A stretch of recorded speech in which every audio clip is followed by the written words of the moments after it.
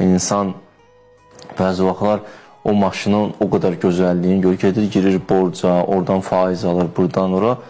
Tək o maşını neyniyim, alım, sürüm, sonra alıb sürə-sürə də gecə də yata bilməyəcək, ayla borcunuza verəcəm. Sonra da get-gedə özünü neynir, ehtiramını, hörmətini sındırır. Ya, olmaz ki bu.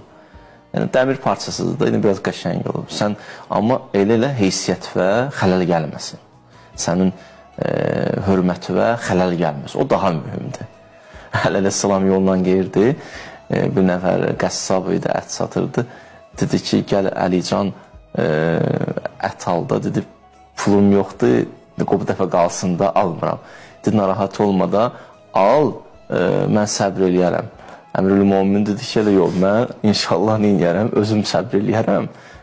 Yoxdursa da almıram. Mən dedim, amma borc almaq olmaz. Yəni, bunlar öz yerində. Amma insan gələ maksimum niyə özünü qoruyur. Bu ayədə odur ki, bu cür məsələlər, əkin sahələri danışır. Yəni, dünyadan danışır bir sözlə. İnsan üçün bəzi vaxtlar zinətlənir. Amma Allah deyir ki, məta'ul həyatı dünya. Bu dünyadır ya, dünya ləzzətidir.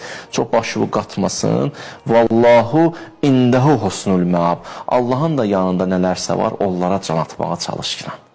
Allahın yanında olanlara can atmağa çalışır. O mərifətdir, o eşq ilahidir, əhl-i beyt sevgisidir və s.